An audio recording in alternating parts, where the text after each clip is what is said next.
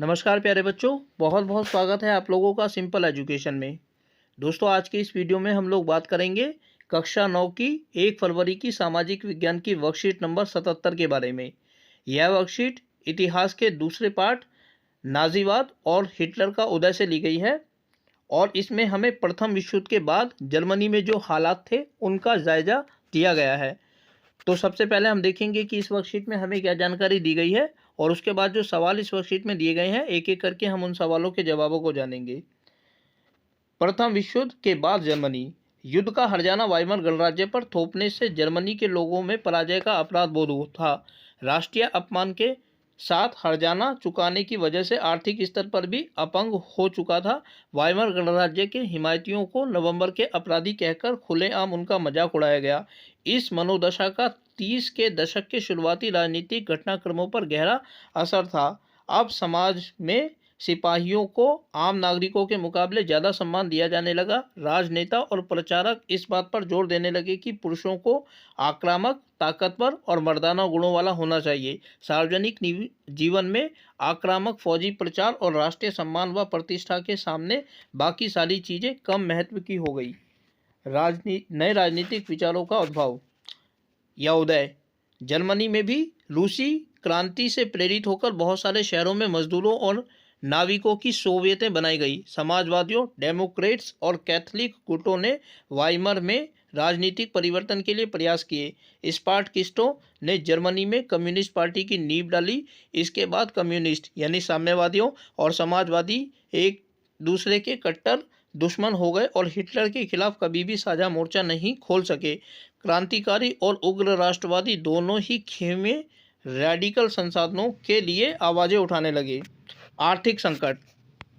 पहला सवाल है कि प्रथम विश्व युद्ध के जर्मनी पर क्या आर्थिक प्रभाव हुए और इसका जवाब हम इस तरीके से लिख सकते हैं कि प्रथम विश्व युद्ध का जर्मनी पर दो तरफा नकारात्मक प्रभाव पड़ा।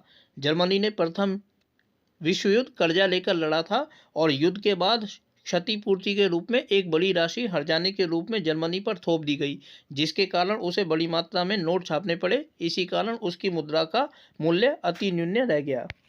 अगला सवाल है कि वाइमर गणराज्य के सामने क्या क्या चुनौतियां थी और इसके जवाब को हम इस तरीके से लिख सकते हैं कि प्रथम विश्व युद्ध के बाद जर्मनी में एक वाइमर गणराज्य की स्थापना की गई, जिसकी सबसे बड़ी चुनौती जर्मनी में लोकतंत्र की स्थापना करना था, जिसकी जर्मनी में परंपरा नहीं थी। इसके अलावा युद्ध का हर्जाना अदा करना था, जिसके लिए उनके पास संसाधन नहीं थे। दोस्तों, प्रथम विश्व युद्ध की जब समाप्ति हुई थी और वर्साई की संधि में जब युद्ध शांति संधि के नियम तय किए गए थे, तो उस संधि में जर्मनी को ही पूरी तरीके से युद्ध के लिए जिम्मेदार माना गया था।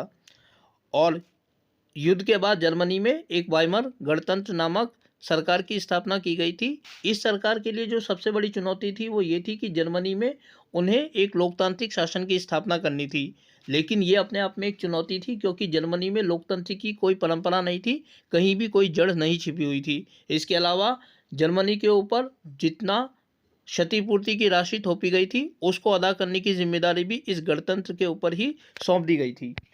अगला जो सवाल है वो ये है कि प्रथम विश्व युद्ध के बाद जर्मनी में आए नए राजनीतिक विचारों के क्या कारण थे। तो इसके जवाब को हम इस तरीके से लिख सकते हैं कि रूसी क्रांति की तर्ज पर जर्मनी में भी प्रथम विश्व युद्ध के बाद मजदूरों तथा नाविकों की सोवियतें बनी। समाजवादियों, डेमोक्रेट्स तथा कैथोलिक गुटों ने वाइमर में परिवर्तन के लिए प्रयास किया। स्पार्टकिस्टों ने जर्मनी में कम्युनिस्ट पार्टी की नींव डाली और बाद में समाजवादियों तथा साम्यवादियों के बीच टकराव हो गया, जो हिटलर का रास्ता न रोक सके। अगला जो सवाल है वो इस प्रकार है कि प्रथम विश्व युद्ध के बाद जर्मनी में किस तरह के विचारों को प्रमुखता दी जाने लगी और इसके जवाब को हम इस तरीके से लिख सकते हैं कि प्रथम विश्व युद्ध के बाद जर्मनी में आम नागरिकों की अपेक्षा सिपाहियों को ज़्यादा सम्मान दिया जाने लगा तथा उनका गुणगान किया जाने लगा। लड़कों को आक्रामक, ताकतवर तथा मर्दाना बनाने पर जोर दिया जाने लगा। अगला जो सवाल है, जो कि इस वर्कशीट का अंतिम सवाल है, यदि कोई सरकार प्रतिवर्ष लाखों रुपए छापती है तो इसके क्या परिणाम होंगे। इसका जवाब दोस्तों हम इस तरीके से दे सकते हैं कि यदि कोई सरकार प्रतिवर्ष लाखों रुपए छापती है तो इससे उस मुद्रा का मूल्य घट जाता है, जैसा कि प्रथम विश्व युद्ध के बाद जर्मनी में हुआ जब उसने प्रतिवर्ष लाखों रुपए छापे। इसकी वजह से ये होता है कि देश में मुद्रा की जो मात्रा होती है बहुत ज़्यादा बढ़ जाती है, लोगों के पास बेतहाशा धन दौलत हो जाती है और इस वजह से उस मुद्रा का मूल्य अपने आप घट जाता है। लोग काम धंधे नहीं करते, चीज़ें भी महंगी हो जाती हैं, तो इसका अर्थव्यवस्था पर नकारात्मक प्रभाव पड़ता है। इसीलिए किसी भी देश की सरकार जब नोट छापती है तो इस बात का ध्यान रखती है कि उसे अधिक मात्रा में नहीं छापा जाता, बल्कि मुद्रा अर्थव्यवस्था में मुद्रा का संचालन बनाए रखने के लिए उसको कम मूल्य में छापा जाता है, कम संख्या में छापा जाता है। तो प्यारे बच्चों, यह थी 1 फरवरी की कक्षा 9 की सामाजिक विज्ञान की वर्कशीट नंबर 77, जिसमें हमने जर्मनी में नाजीवाद और हिटलर के उदय का अध्ययन किया। उम्मीद करता हूं कि आप लोगों को वीडियो अच्छी लगी होगी और साथ ही आप लोगों से अनुरोध करता हूं कि यदि वीडियो अच्छी लगी तो वीडियो को लाइक और चैनल को सब्सक्राइब जरूर करें। इसके अलावा आगे आने वाले अन्य दिनों में अन्य वीडियोस को देखने के लिए जुड़े रहें मेरे साथ मेरे इस यूट्यूब चैनल पर, जिसका नाम है सिंपल एजुकेशन। फिलहाल आप लोगों से विदा लेना चाहूँगा। वीडियो को देखने के लिए आपका बहुत बहुत धन्यवाद।